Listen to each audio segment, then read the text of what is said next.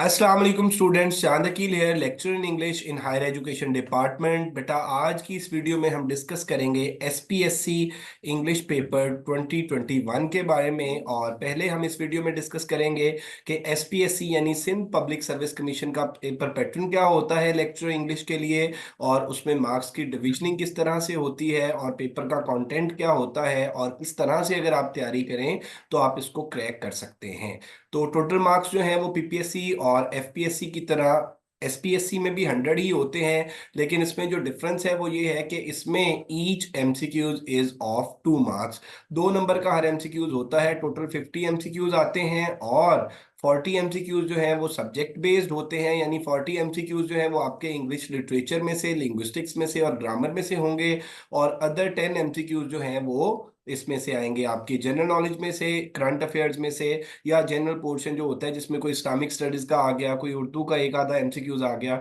तो इस तरह से टोटल 50 एमसीक्यूज होते हैं सिंध पब्लिक सर्विस कमीशन में, और 2 नंबर का हर एमसीक्यूज होता है और 100 मार्क्स का पेपर होता है। तो ये 2021 में पेपर हुआ था SPSC Sindh public service commission का लेक्चरर का, उसको हम डिस्कस करेंगे। और उसका जो फर्स्ट एमसीक्यूज है, the very first MCQs is the performance of plays was banned in England in 1642। अब इंग्लैंड, ये जो स्टेटमेंट्स हैं ये एज इट इज, क्योंकि पेपर तो नहीं आया, डिफरेंट जो हमारे एस्पायरेंट्स थे उन्होंने जो पेपर के बारे में हमें रिव्यूज दिए या पेपर की जो स्टेटमेंट्स बताई उनके अकॉर्डिंग हमने ये पेपर जो है वो कंपाइल किया है। और इसमें होप्स हो मेरा बेटा सारे के सारे क्वेश्चंस जो हैं वो वही हैं जो एसपीएससी के पेपर में आए। तो पहला जो क्वेश्चन की स्टेटमेंट है, the performance of plays was banned in England in 1642। तो किसने बैन किया था? और ये इसमें मेरा बेटा प्यूरिटन्स ने 1642 में इंग्लैंड में थिएटर्स बैन किए थे। 6 सितंबर 1942 को वो जो लॉन्ग पार्लियामेंट थी प्यूरिटन्स की, उन्होंने बैन किया। और रिस्टोर ये जो हुए 1660 में हुए, और चार्ल्स टू जब आया 1660 में, इसीलिए 1660 से जो ऑनवर्ड आगे एज चलती है उसको हम रेस्टोरेशन एज भी बोलते हैं। तो इसमें आप जो याद रखेंगे इस एमसीक्यूज के हवाले से कि theatre were closed in 1642 by puritans and restored or reopened in 1660। Then second जो क्वेश्चन था वो जनरल नॉलेज का क्वेश्चन था, where Siachen glacier is located. तो ये इसका जो करेक्ट आंसर है वो कराक्रम है। नेक्स्ट क्वेश्चन नंबर थर्ड आप देखेंगे, क्वेश्चन नंबर थर्ड में जो स्टेटमेंट है क्वेश्चन नंबर थर्ड की, उसमें the word syntax is Greek word meaning. Word जो सिंटेक्स है इसका मीनिंग क्या है? Systematic arrangement. बुनियादी तौर पे आसान करता चलो इस बात को कि the study of sentence structure in linguistics is called syntax. आगे एमसीक्यूज नंबर 4 जो आपका है, your guess is as good as mine. Mean पूछा हुआ था इसका मेरा बेटा, your guess is as good as mine. इस एक्सप्रेशन के मीनिंग्स क्या हैं? तो इसका मतलब है to have no idea. Next आप देख लें जी, आपकी जो स्टेटमेंट नंबर 5 है, I wish I had her नेक। और नेक के साथ मेरा बेटा आगे जो है वो ब्लैंक दी हुई थी और कुकिंग आगे लिखा हुआ था।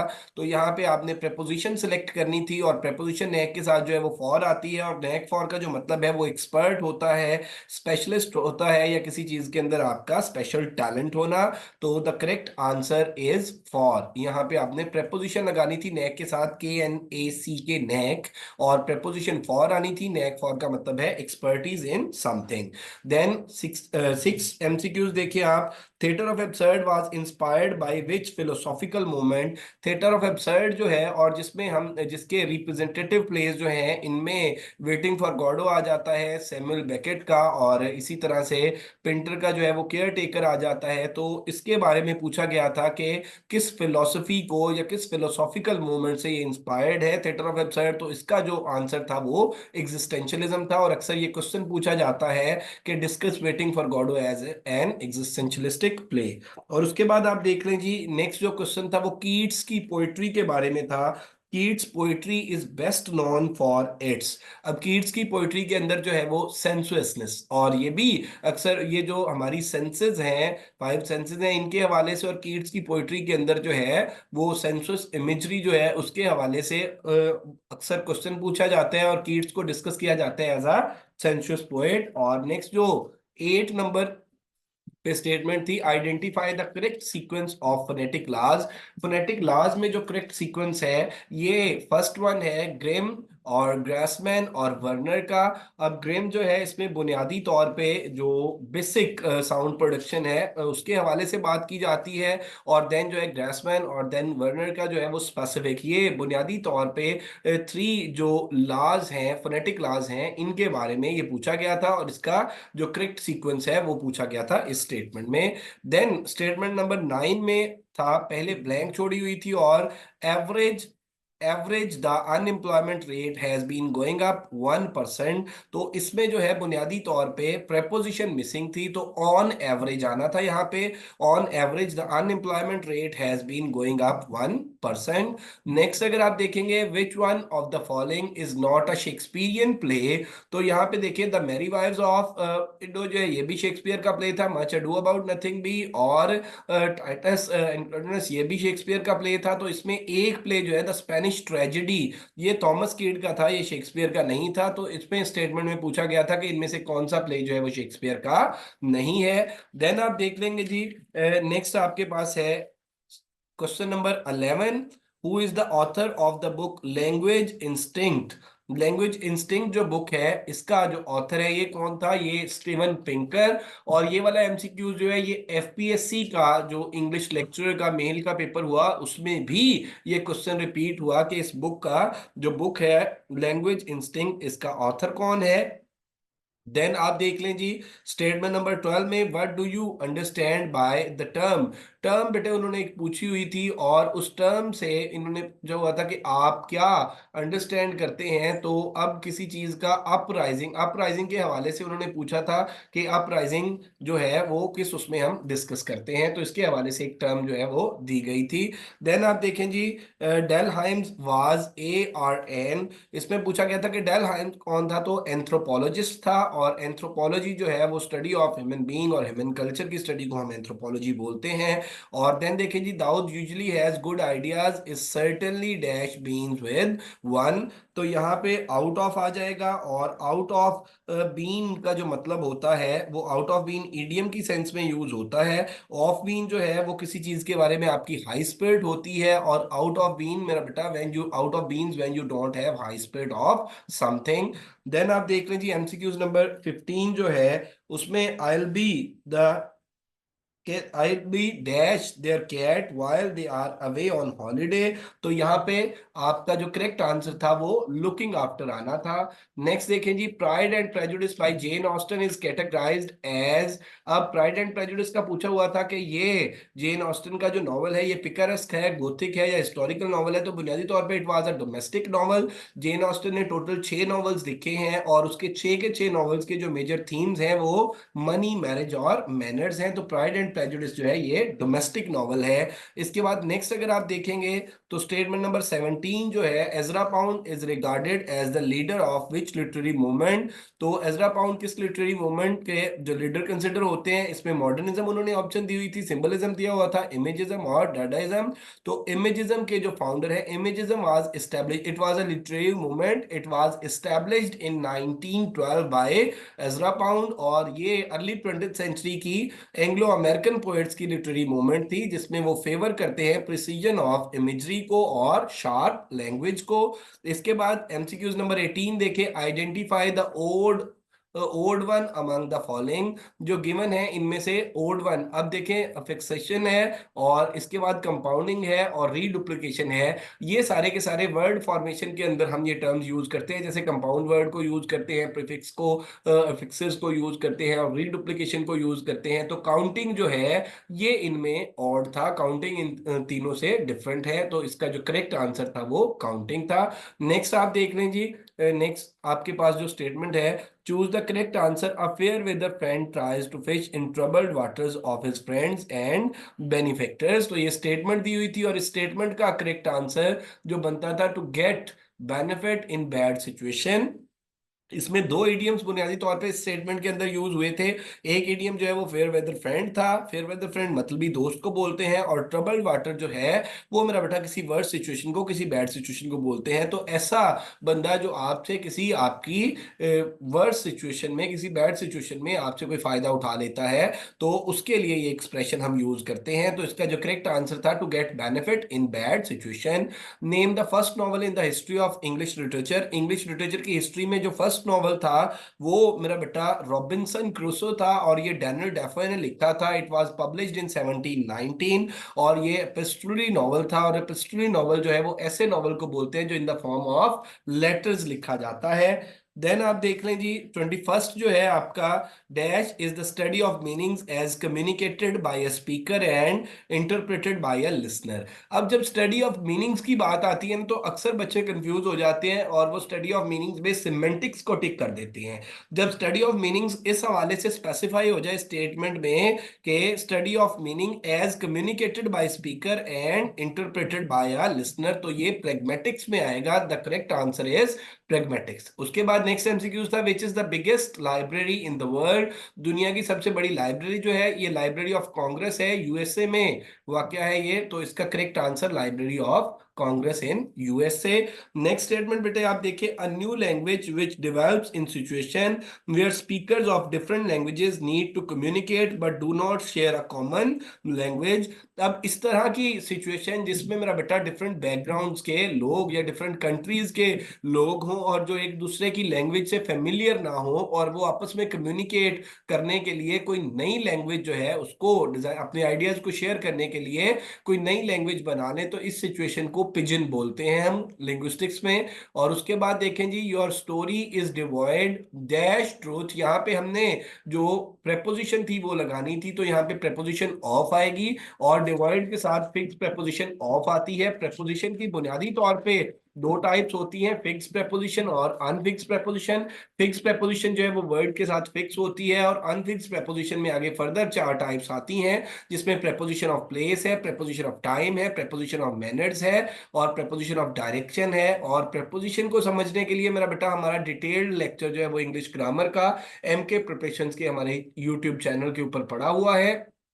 और इसके साथ साथ मैं आपको ये बताता चलूं कि एम के प्रिपरेशंस के प्लेटफॉर्म से हमारे न्यू सेशंस जो हैं वो स्टार्ट हो चुके हैं। लेक्चर इंग्लिश का पीपीएससी का, लेक्चर इंग्लिश एफपीएससी का, लेक्चर इंग्लिश एसपीएससी का, और इसके साथ बायोलॉजी एफपीएससी, पीपीएससी, एसपीएससी और केपीपीएससी का, जोलॉजी पीपीएससी, एफपीएससी और केपीपीएससी का, और साथ बॉटनी और उर्दू के भी हमारे न्यू सेशन जो है वो स्टार्ट हो चुके हैं। If you are interested to join our session, तो बेटे आप लोग हमारे चैनल पे गिवन नंबर्स पे कांटेक्ट कर सकते हैं। 3 मंथ का हमारा कम्प्रिहेंसिव ये सेशन होता है, और इसके 5000 चार्जेस होते हैं। देन देखिए जी, statement number 5, by the time she arrives we dash our homework. अब फ्यूचर के अंदर जब हम टाइम को बाय के मार्कर के साथ मेंशन करते हैं, तो यहाँ पे हम जो सेंटेंस स्ट्रक्चर यूज करते हैं वो जो फ्यूचर परफेक्ट टेंस का हम करते हैं। तो यहाँ पे करेक्ट आंसर जो है विल हैव फिनिश्ड आएगा। और नेक्स्ट देख लें जी, a rhetorical figure of repetition in which the same word or phrase is repeated in। अब रेट्रिकल फिगर ऑफ स्पीच जिसमें हम सेम वर्ड को या फ्रेज को रिपीट करते हैं, उसको एनाफोरा बोला जाता है। तो correct answer is anaphora. Next आप देख लें जी कि यहाँ पे GB Shaw was inspired by a Norwegian playwright named as. पूछा गया था कि GB Shaw, George Bernard Shaw जो है वो किस प्ले नॉर्वेजियन प्ले राइटर से इंप्रेस था। तो Henrik Ibsen is the correct answer. Next आप देखेंगे, which among the following is not an allomorphs. इनमें से एलोमार्फ्स जो है वो कौन सा नहीं है। तो ये कॉम्प्लीमेंट्री एलोमार्फ्स जो है ये एलोमार्फ्स की कैटेगरी में नहीं आता। नेक्स्ट आप स्टेटमेंट देखेंगे, 29 statement, there are times when you must decide and take the bull by the horns. Take the bull by the horns ये इडियम है, और इसका मतलब ये होता है कि right time decision, make a bold decision, जिसको हम मेरा बेटा कहते हैं कि किसी मतलब स्पेसिफिक मौके के ऊपर कोई डिसीजन ले लेना, कोई फैसला कर लेना। इन अदर वर्ड्स मेरा बेटा के एक स्लैंग में हम एक वो टर्म यूज करते हैं, मौके पे चौका लगाना, मतलब कोई बोल्ड डिसीजन लेना, ये इस सेंस में इडियम यूज होता है। उसके बाद देखिए जी, Biographia Literaria was authored by. Biographia Literaria किसने लिखी थी। तो so simple MCQs, S T Coleridge. S T Coleridge ने बायोग्राफिया लिटरेरिया लिखी थी। देन देख लें, the study of structure in human brain that underline grammar and communication is known as. Human brain के अंदर जो स्टडी है किसकी, ग्रामर और कम्युनिकेशन की, उसको हम क्या बोलते हैं, न्यूरो लिंग्विस्टिक्स बोलते हैं। और देन देखें जी, the first nuclear power plant in Pakistan was established in Karachi में, पहला न्यूक्लियर पावर प्लांट एस्टेब्लिश हुआ था। देन आप देख लें एमसीक्यूज नंबर 33 है। 33 एमसीक्यूज में आपके पास है, choose the synonym of the underlined words, the story was completely untrue and was successfully challenged. अब चैलेंज्ड को अंडरलाइन किया था, और चैलेंज्ड का जो वर्ड है वो बेटे डिस्प्यूटेड इसका सिनोनिम बनता है इन वर्ड्स के अंदर जो गिवन वर्ड्स हैं। So alpha is correct one. Did I give him a gift, choose the correct answer. अब did I give him a gift, ये बेटा पास्ट इंडेफिनिट का सेंटेंस है, और ये सेंटेंस जो है एक्टिव वॉइस का है, और इसको पैसिव में जब कन्वर्ट करेंगे तो आपको पता है कि पास्ट इंडेफिनिट में सेकंड फॉर्म यूज होती है। Second form is always used without helping verb, और जब इसको पैसिव में लेके जाते हैं तो किसी भी टेंस का पैसिवाइज हो तो उसमें थर्ड फॉर्म यूज होती है, और पास्ट इंडेफिनिट के पैसिवाइज में हम वाज वर्ब के साथ थर्ड फॉर्म लगाते हैं, तो वाज आना था यहाँ पे। और इसके बाद देख लें जी 35, नेक्स्ट जो है 35th MCQs, despite dash, despite studying hard he failed the exam. और उसके बाद देखिए जी, literary work compose from element borrowed either from various other writers or from a particular earlier author, the literary term for such work is, ये pastiche term use होती है किसी literary work में। हम क्या करते हैं कि काफी सारे आइडियाज जो है वह किसी और लिटरेरी वर्क से या किसी और लिटरेरी ऑथर से बोरो करते हैं, तो इसके लिए हम एक टर्म स्पेसिफिक यूज करते हैं लिटरेचर में, उसको बोलते हैं एपिस्टीच। और उसके बाद नेक्स्ट देखेंगे जी, 18th century is also called, 18th century को हम एज ऑफ रीजन बोलते हैं, इसको न्यू क्लासिकल एज भी बोला जाता है और अगस्टन एज भी बोला जाता है। तो यहाँ पे जो ऑप्शंस दी हुई थी, golden age, age of revolution और एज ऑफ एनलाइटनमेंट, तो 18th सेंचुरी को एज ऑफ रीजन बोलते हैं, और इसके अदर नेम्स जो हैं उनको हम अगस्टन एज या न्यू क्लासिकल एज भी बोलते हैं। Part of the word that occurs before any inflicted affix, part of word that occur before any inflicted affix, इसमें देखें कि यहाँ पे जो करेक्ट वन है वो प्रीफिक्स है। यहाँ पे बेस ऑन आंसर जो है ये ब्लू हुआ है, लेकिन ये मिस्टेकनली मुझसे हो गया है, the correct answer is prefix. और उसके बाद नेक्स्ट वन आप देखेंगे जी, आपके पास है 39th statement, choose the synonym of the underlined words, tickets can't be exchanged or money refunded, tickets can't be exchange or money refunded, इनके लिए एक्सचेंज आर मनी रिफंडेड के लिए रीइंबर्स्ड इसका सिनोनिम बनता है। वन वर्ड सब्स्टिट्यूशन हम इसको बोल सकते हैं कि एक्सचेंज आर रिफंडेड, इनके लिए जो एक वर्ड हम यूज कर सकते हैं वो मेरा बेटा क्या है, वो रीइंबर्स्ड है। उसके बाद विच of the following romantic poetry poets died in Greek, यहाँ पे विच of the following romantic poets died in Greek, तो इसका जो करेक्ट आंसर था वो बायरन था। Byron was killed in Greek war of independence.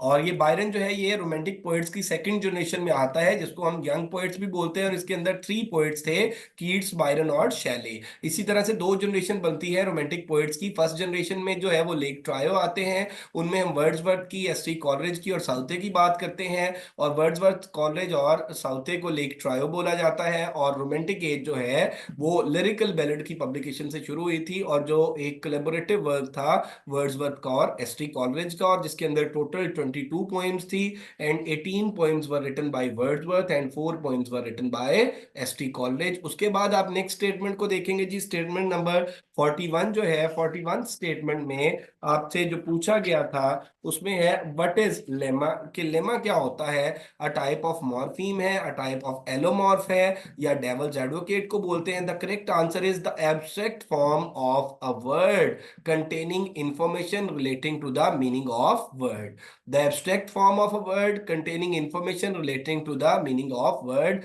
word की abstract form जो contain कर रही होती है word से related जितनी भी information है, जितने भी meanings है। उसके बाद बड़ा एक obvious सा और बड़ा famous question, how many soliloquies does Shakespeare Hamlet has in it, 7 soliloquies Hamlet, Shakespeare का जो famous play है, pure tragedy है Hamlet, उसमें 7 soliloquies हैं। देन आपके पास स्टेटमेंट नंबर 43 आ जाएगी, who is credited with the distinction of locutionary locutionary, illocutionary and pre speech act. ये बुनियादी तौर पे स्पीच एक्ट के बारे में जो लोकेशनरी, प्री लोकेशनरी और इसके साथ जो है इलोकेशनरी के जो कॉन्सेप्ट हैं, these are given by L Austin. तो beta is correct one. Dickens was a great writer dash his tearful despite his tearful, यहाँ पे जो नीचे ऑप्शंस दी हुई हैं इनमें डिस्पाइट आ जाएगा जी। नेक्स्ट आप देखेंगे 45th है आपके पास। 45th में she wish dash the new car, she wish dash the new car had bought. देखिए अगर आपके पास सेंटेंस में विश आ जाए, एज इफ आ जाए, इफ आ जाए, तो फिर आप क्या करते हैं कि ये पास्ट के अंदर अनफुलफिल्ड डिजायर की बात हो रही होती है और इसमें आगे अगर मेन वर्ब आपके पास मौजूद होता है तो वो थर्ड फॉर्म कंसिडर होती है और हम हैड के साथ लगाते हैं, और अदरवाइज जो है हम वर यूज करते हैं। जैसे फॉर एग्जाम्पल अगर मैं ये कहता हूं कि I wish I were a king आएगा, फिर आई वॉज अ किंग नहीं आएगा। तो इसलिए यहाँ पे हैड बॉड यहाँ पे आना था। Phonology, morphology and syntax are ये लेवल्स ऑफ लिंग्विस्टिक्स बनते हैं। और उसके बाद नेक्स्ट वन आप देखेंगे, which of the following novel is regarded as a dystopia. तो ये 1984 जॉर्ज ऑरवेल, ऑरवेल का जो नॉवल था, जॉर्ज ऑरवेल का 1984, it is considered a dystopian novel. और उसके बाद आप देख लें जी, a set features of speech are writing characteristics of a particular type of linguistics activity or a particular group when engaging in it is called register in linguistics। तो इसके लिए linguistics के अंदर जो है वो register की टर्म यूज होती है। नेक्स्ट आप देखें जी 49th आपके पास जो स्टेटमेंट है, 49th स्टेटमेंट में कंप्लीट द ईडियम, इसमें ईडियम को कंप्लीट करना था। हेल हैथ नो फ्यूरी लाइका, यहाँ पे आपके पास जो है फर्स्ट वन विमेन स्कॉन आ जाएगा इसमें। अदरवाइज जो है बाकी, क्योंकि जब हम किसी भी ईडियम को कर रहे होते हैं, कंप्लीट कर रहे होते हैं, तो ऑब्वियसली वो जो इडियोमेटिक एक्सप्रेशन है उसको हमने क्या करना होता है कि एज इट इज फिर मेंशन करना होता है। आप अगर किसी इडियम का सेंटेंस बना रहे हैं तब भी, या आप अगर किसी इडियम को कंप्लीट कर रहे हैं तब भी आप इस चीज को जहन में रखेंगे। Who is the deputy speaker of national assembly, ये जनरल नॉलेज का क्वेश्चन है। 2021 में मैंने आपको बताया कि ये पेपर हुआ है। तो at that time Qasim Suri was the deputy speaker of national assembly. MK professions के प्लेटफॉर्म से हमारे जो डिफरेंट सेशंस हैं वो स्टार्ट हो चुके हैं। If you are interested to join our session तो आप लोग हमसे कांटेक्ट कर सकते हैं। Thank you very much. अल्लाह हाफिज।